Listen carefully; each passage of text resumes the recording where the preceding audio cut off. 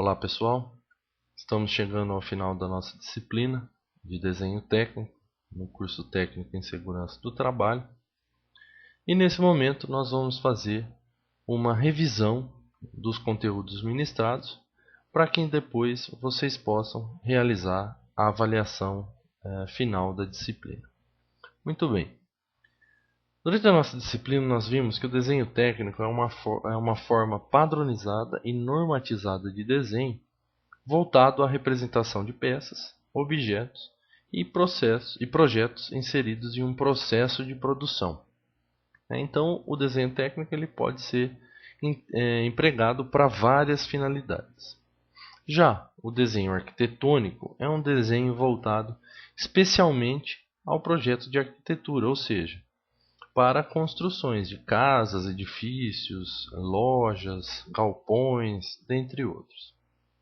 Então é muito importante que vocês, como técnicos em segurança do trabalho, saibam realizar esboços de desenhos e interpretar plantas de desenhos para que possam dar à construção as características de segurança para os usuários. Então, o técnico em segurança do trabalho tem um papel fundamental no auxílio dos engenheiros civis na elaboração das plantas das construções onde vão ser realizadas as atividades laborais.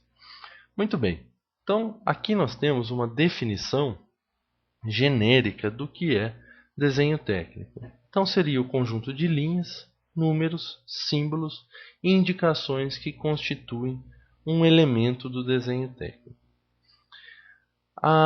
O desenho técnico ele segue uma série de normas padronizadas e essas normas tiveram início no século XIX e no mundo a normatização veio através da ISO, que normaliza a geometria descritiva, e no Brasil a ABNT, que é a Associação Brasileira de Normas Técnicas, é quem faz essa normatização dos desenhos, através das NBRs. Durante a nossa disciplina nós vimos várias NBRs. Dentre elas, destacam-se a NBR 10.647, que trata da terminologia e princípios de representações, a NBR 10.068, que trata das folhas de desenho, o layout e as dimensões, a NBR 10.582, que trata do conteúdo da folha, a NBR 13.142, que trata do dobramento das cópias, a NBR 8196, que trata do emprego da escala, a NBR 8402, que trata da execução de caracteres para a escrita, ou seja, a escrita no desenho técnico ela tem que seguir um padrão, a NBR 8403, que trata da aplicação de linhas em desenho, os tipos e as larguras das linhas, a NBR 10.126, que trata da cotagem, e a NBR 6492, que trata da representação dos projetos de arquitetura. Muito bem. Segundo a NBR 8402 e 8403, que são as NBRs que normalizam as linhas de desenho técnico, as larguras das linhas elas devem ser escolhidas conforme o tipo, dimensão, escala e densidade de linhas no desenho, sendo as mais comuns de 0,13, 0,18, 0,25, 0,50, 0,70, 1, 1,40 e 2 milímetros. E essas linhas elas seguem um código de cores. Então, a linha de 0,13 milímetros ela é representada com a cor lilás, a de 0,18 milímetros da cor vermelha, a de 0,25 cor branca, 0,35 amarela, meio milímetro marrom, 0,70 azul, 1 milímetro laranja, 1,40 verde e 2 milímetros a cor cinza. Aqui nós temos exemplos dos tipos de linha. Então nós temos a linha contínua larga, que é utilizada para contornos visíveis e arestas visíveis. A linha contínua estreita, que é utilizada para linhas de interseção imaginárias, linhas de cotas, linhas auxiliares, linhas de chamada e achuras. Depois nós temos as linhas contínua, estreita, à mão livre, que são utilizadas para limites de vista ou cortes parciais ou interrompidas. A linha contínua estreita em zigue-zague, que é utilizada para desenhos confeccionados por máquinas. E, por último, a linha tracejada larga, que é utilizada para contornos não visíveis e arestas não visíveis. Bom, nós comentamos também sobre a caligrafia técnica. Então, todos os projetos têm que trazer algumas informações, e essas informações elas têm que seguir um padrão para serem descritas.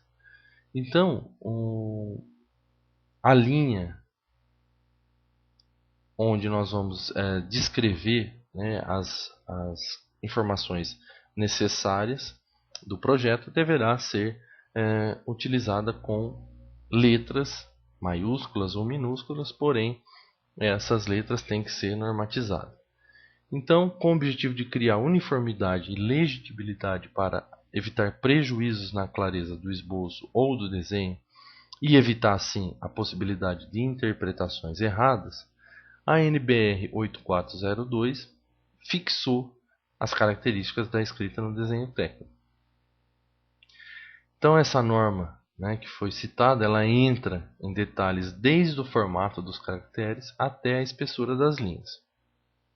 Nós sabemos que os desenhos finais atualmente são feitos no computador, mas os esboços eles também devem seguir os exemplos mostrados a seguir, onde nós vamos ver as letras como elas devem ser realizadas.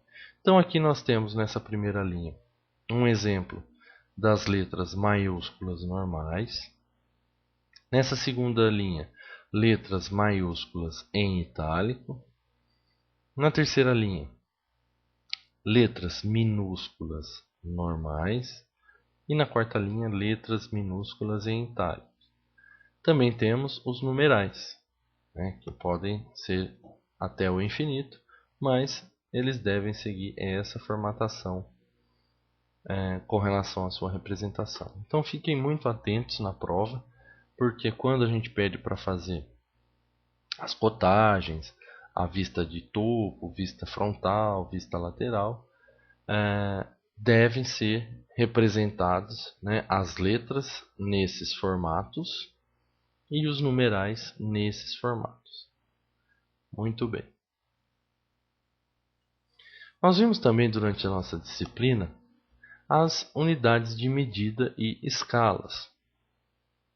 Então nós vimos que a principal unidade de medida no Brasil é o metro, e ele tem múltiplos e submúltiplos. Então os múltiplos do metro seriam o quilômetro, que equivale a 1000 metros, o hectômetro, que equivale a 100 metros, e o decâmetro, que equivale a 10 metros. E os submúltiplos, que nós utilizamos ainda mais no desenho técnico, são o decímetro, 0,1 metro, o centímetro, 0,01 metro, e o milímetro, 0,001 metro. Isso significa que em 1 metro nós temos 1000 milímetros. Muito bem. Então aqui é apresentado um quadro de conversões de equivalência do metro para decâmetro, hectômetro, quilômetro e os submúltiplos decímetro, centímetros e milímetro. Mas nós podemos converter qualquer medida de uma para outra unidade. Então aqui nós temos apenas um exemplo. Como converter 1,245 metros em milímetros? Então em 1 milímetro eu tenho 0,001 metros. Se eu tenho 1,245 metros, eu vou, através de uma regra de 3, achar que 1,245 metros equivale a 1.245 milímetros. Então é uma conversão bastante simples através de uma regra de 3. Bom, mas no desenho nós muitas vezes utilizamos a escala. O que seria a escala? A escala é a redução ou ampliação de um desenho em relação ao tamanho real do objeto que nós queremos desenhar. Então, para a determinação da escala, nós utilizamos a seguinte fórmula. A escala vai ser igual ao desenho dividido pelo tamanho real. E, graficamente, nós podemos representar por D dividido por R, que significa que o que foi desenhado em relação ao tamanho real do objeto. Então aqui nós temos alguns exemplos, né? Então, considerando que o desenho de um objeto que foi feito na escala de 1 para 5, isso quer dizer que cada uma unidade desenhada corresponde a 5 unidades do objeto real. Então, se o meu desenho tiver 1 centímetro, significa que o meu objeto real vai ter 5 centímetros. Como que a gente faz o ajuste da escala? É muito simples realizar o ajuste da escala. Então, vamos observar aqui um exemplo. Então, nós temos aqui um problema. Desenhar um objeto de 4,245 metros em um papel que possui a dimensão, na direção em que se quer desenhar, de 210 milímetros. Bom, então eu tenho um objeto que mede 4,245 metros e tem um papel que tem uma dimensão de 210 milímetros. Qual é a escala que eu devo utilizar? Muito bem. Então basta eu dividir o tamanho do desenho pelo tamanho real. Logicamente que na mesma unidade. Então para isso eu divido por 0,210, que é o meu tamanho do espaço definido. E eu vou chegar que a minha escala é de 1 para 25. Porque no cálculo eu cheguei ao resultado que a escala é de 1 para 20,21. Então nós não podemos utilizar escalas quebradas. A BNT recomenda a escala de 5 em 5. Então se eu usar uma escala menor do que 20, não vai caber no espaço disponível que eu tenho para realizar o desenho. Então eu tenho que utilizar uma escala maior. Então é por isso que nós chegamos na escala de 1 para 25. E nesse outro exemplo, se eu tenho um desenho de 12,045 metros e quero desenhar numa folha que tem 297 milímetros, da mesma forma eu vou dividir o tamanho do meu desenho, do espaço disponível para a realização do meu desenho, dividido pelo tamanho do meu objeto que eu quero desenhar, passando ambos para a mesma medida, eu vou chegar que a escala é de 1 para 40,55. Então nós não podemos utilizar escalas de números fracionados, então nós adotamos a escala de 1 para 50. Então, nesse caso, se eu tenho um objeto de 4,25, 4,245 e 12,045 milímetros, eu devo utilizar a escala de 1 para 50. Então, com isso, eu devo centralizar o meu desenho na folha. Observe que eu devo utilizar a escala de 1 para 50 e não de 1 para 25. Porque se eu adotar a escala de 1 para 25, não vai caber este lado do meu objeto na minha folha. Bom, então, a norma brasileira 8196, ela recomenda as escalas de ampliação de 2 para 1, 20 para 1, 200 para 1, 5 para 1, 50 para 1, 500 para 1, 10 para 1, 100 para 1, 1000 para 1, e as escalas de redução 1 para 2, 1 para 20 e 1 para 200, 1 para 5, 1 para 50, 1 para 500 e assim sucessivamente. Então essas são as escalas recomendadas tanto para redução quanto para ampliação de acordo com a NBR 8196. Muito bem. Nós vimos também na nossa disciplina as vistas ortogonais. Então, muitas vezes nós, para a realização de um desenho ou para que ele possa ser interpretado, nós temos que observar o nosso desenho de diversas formas ou de diversas posições. Então, existem malhas isométricas que permitem, a construção de desenho ou pelo menos de um esboço à mão livre. Então essa malha ela é gerada a partir de triângulos isósceles que, multiplicados, eles se reproduzem, e reproduzem os eixos isométricos. Então, aqui nessa figura, nós podemos observar um desenho técnico, ou pelo menos o esboço inicial de um desenho, realizado com o auxílio das malhas isométricas. O primeiro passo que nós temos que realizar é obter as dimensões do objeto a ser desenhado. Então eu venho e marco as dimensões do objeto a ser desenhado. Em seguida, então eu marco com pontos. Em seguida, eu tenho que marcar os eixos do meu objeto com esses pontos e fazer a interligação dos pontos e reforçar o traçado. Então aqui eu posso reforçar o traçado só nos eixos da vista que eu vou ter e posso também utilizar linhas tracejadas aqui para indicar o eixo que eu não conseguiria observar num objeto sólido, mas que existe aquele eixo. Então as malhas isométricas elas facilitam muito a realização dos desenhos.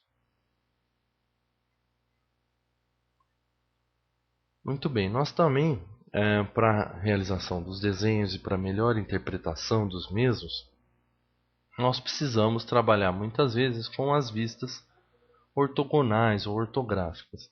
Então aqui nós temos um objeto, onde nós temos todas as dimensões desse objeto e nós podemos olhar esse objeto tanto aqui pela frente, como pelo lado, ou como por cima.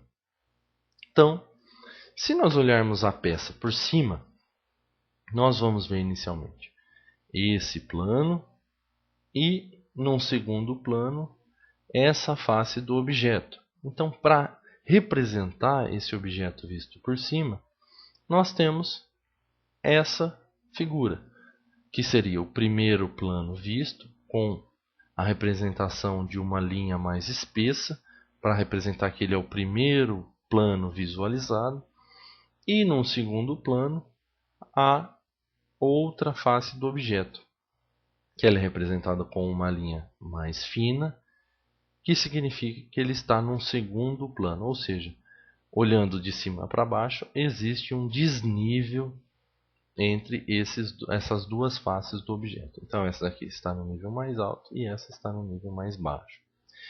Eu também posso observar essa peça pela lateral. Então se eu olhar essa peça daqui para cá, eu vou ver apenas essa face da peça.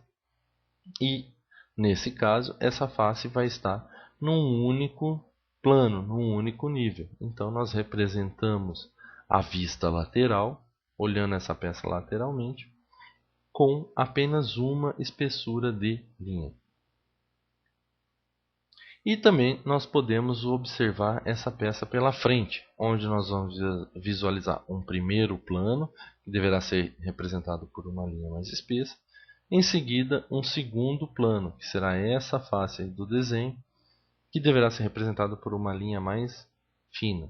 Então aqui nós temos a peça vista frontalmente, onde nós temos aquele primeiro plano, e aqui o segundo plano, que está representado com uma linha mais fina, por ter uma diferença em relação ao primeiro plano. Então, essas vistas auxiliares ela auxilia a interpretação dos desenhos. Pois bem, porém não basta apenas realizar o desenho, é preciso dar dimensões a esse desenho. Então, para isso, nós realizamos a cotagem. Então, a cotagem é a representação gráfica, né, da característica do elemento do desenho através de linhas, símbolos, notas e valor numérico numa unidade de medida, né, de acordo com a NBR 10126. Então, a aplicação da cotagem ela é necessária para descrever uma peça ou um componente e deve ser representada diretamente no desenho. A cotagem ela deve ser localizada na vista ou no corte, que representa mais claramente o elemento. Então, os desenhos de detalhes devem utilizar a mesma unidade em todas as cotas, sem emprego de símbolos. E as cotas devem ser utilizadas somente necessário para descrever o objeto ou o produto acabado. Porque se eu utilizar uma quantidade excessiva de cotas, acaba até muitas vezes confundindo. O desenho fica tão cheio de cotas que acaba confundindo. Muito bem. Então aqui nós temos o método de execução das cotas. Então os elementos de cotagem ele inclui a linha auxiliar, uma linha de cota, uma linha limite da cota e a própria cota. Então aqui nós temos, vamos observar aqui no desenho, nós temos uma linha auxiliar que vai delimitar de onde até onde nós queremos indicar a medida no nosso desenho. Então nesse caso aqui nós estamos indicando dessa face do objeto até essa face do objeto. Isso é a linha auxiliar. Depois nós temos a linha de cota. A linha de cota é essa linha aqui que vai indicar a medida na face do objeto que eu quero representar. Então essa é a linha de cota. Depois nós temos os limites da linha de cota, que são representados por setas, que são ligeiramente prolongadas, até a respectiva linha de cota. Então, em ambos os lados nós temos os limites da linha de cota. E depois nós temos a cota propriamente dita, que é o valor da medida que eu quero identificar no meu desenho. Então aqui são as indicações das cotas, que elas são setas desenhadas com linhas curtas, formando um ângulo de 15 graus, podendo ser abertas ou preenchidas. Traçados também poderão ser utilizados com uma linha curta e inclinada de 45 graus Celsius. Então essas três formas elas podem ser utilizadas para execução e demonstração das cotas. Então pode ser uma seta aberta, uma fechada ou então um traço com uma inclinação de 45 graus. Bom, as cotas elas devem ser apresentadas no desenho no tamanho suficiente para garantir a legibilidade de sua localização e deve ser de uma forma que não seja cortada ou separada por qualquer linha. Então vocês observem aqui que no desenho a cota ela não é cortada ou separada por qualquer linha, para não gerar dúvidas das extremidades dessa cota. Então elas devem ser localizadas acima e paralelamente, então observe acima ou paralelamente às linhas de cota. Então olha aqui, bem paralelo às linhas de cota. E elas devem ser interrompidas preferencialmente no meio para a inscrição da cota.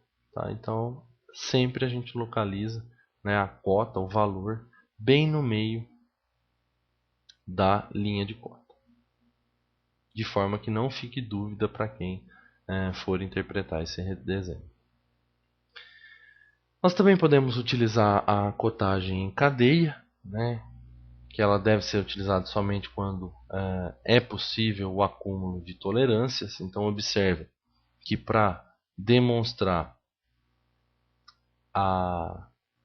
o tamanho dessa face desse objeto, eu posso utilizar, né, a cotagem em cadeia. Então, desse ponto a esse ponto, a cotagem é 100. Desse ponto a esse ponto, a cotagem é 250. Ou seja, daqui até aqui, eu tenho 250. Então, daqui a aqui 100, daqui a aqui 150, e no total são 250. E a cotagem ela pode ser por um elemento de referência, né, onde o número das cotas da mesma direção se relacionam com um elemento de referência. Então aqui nós podemos observar que as cotas elas estão referenciadas por elementos ao longo do objeto que eu quero representar. Então desse ponto a esse ponto, a cota é de 150. Desse ponto até uma segunda face do meu objeto, a cota é 420. E o meu objeto todo tem uma cota de 640. Então, isso são as cotas referentes. Então, aqui é um exemplo, né, das cotas num desenho arquitetônico. Então, nós podemos observar as cotas colocadas, né, as linhas de cota e a localização da cota bem no centro da linha de cota. Aqui é um outro exemplo da cotagem em objetos, né? Então, um objeto que a gente trabalhou bastante no nosso curso. Então, aqui tem a cotagem desse objeto, como ele deve ser realizado. A cotagem ela pode ser feita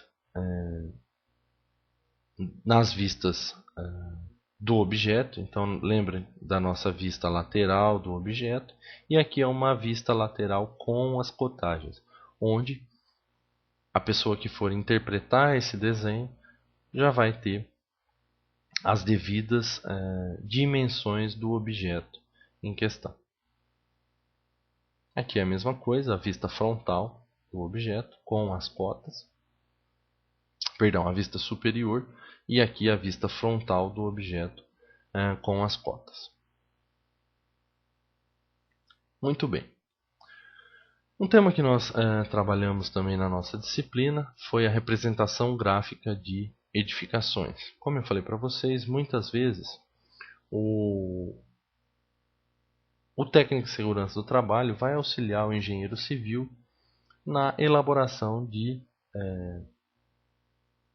plantas e edifícios que vão proporcionar maior segurança ao trabalhador. Então, aonde deve ser localizado uma saída de emergência, onde deve ser localizada uma janela, né? Dependendo do tipo de atividade, existem riscos físicos, químicos, biológicos. Então, para isso tudo, existem as medidas de segurança e a edificação deve apresentar essas medidas de segurança. Então, é papel do técnico em segurança do trabalho auxiliar o engenheiro na construção de prédios mais seguros. E para isso, é realizada a confecção de uma planta baixa. Então, o que é uma planta baixa? A planta baixa é o desenho mais importante, né, de um técnico em edificações. É sobre ela que se desenvolve mapas de risco, rotas de fuga e outros desenhos esquemáticos relativos à atividade profissional. Bom, então a definição de planta baixa é o nome que se dá ao desenho de uma construção feita, em geral, a partir de um corte horizontal a uma altura de 1,5 m a partir da base.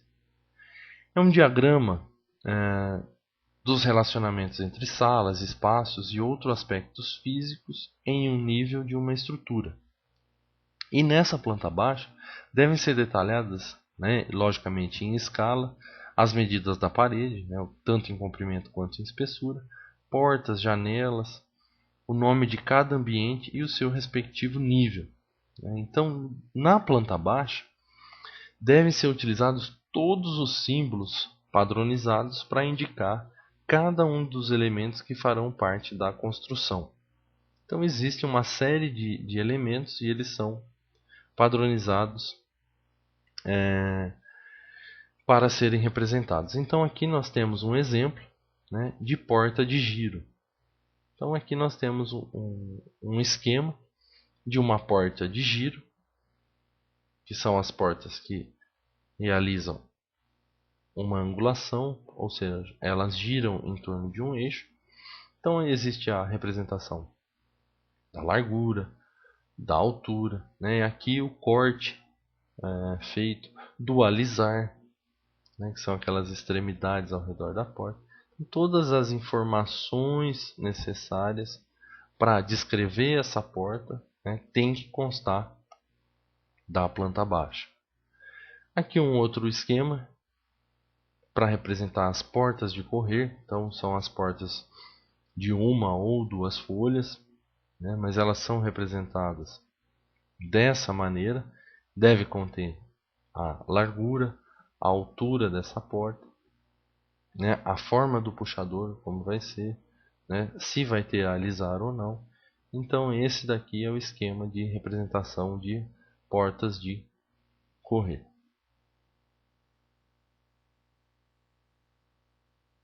As janelas, né, muito importantes na construção.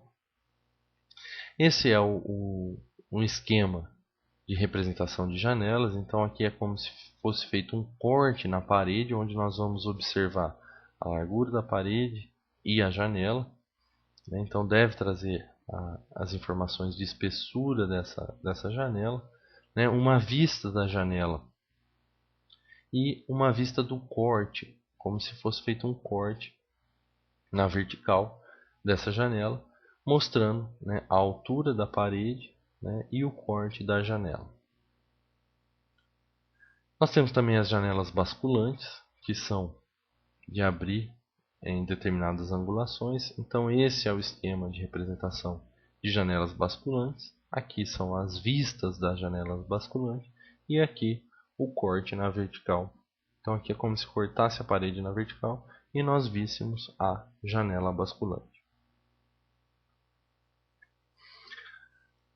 Aqui são apresentados os esquemas para representação de vaso sanitário, né? Então todo o esquema do vaso e as medidas do vaso, né? A vista e o corte.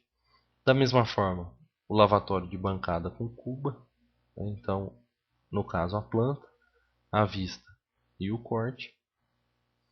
A pia com bancada e com cuba, então aqui no caso da planta, a vista e o corte. Então essa é a forma correta de se representar uma pia com bancada e cuba. Então, para o desenho da planta baixa de uma edificação existente, faz-se necessário o conhecimento das medidas da mesma. Caso não sejam conhecidas, devem ser obtidas in loco, no local, através de uma trena. E essas medidas devem ser transportadas para um croquis, né, um esboço cortado da planta. Então, muitas vezes, o papel do técnico em segurança do trabalho é elaborar um desenho semelhante a esse. Muitas vezes pode ser feito, inclusive, à mão, né? E esse desenho, esse esboço, esse croquis, ser apresentado e discutido juntamente com o engenheiro civil. Então, toda a construção, geralmente, ela parte de um croquis como esse. E depois é realizado, seja manualmente, ou seja, por meio do auxílio de programas de computadores, a realização da planta baixa de acordo com as normas do desenho técnico.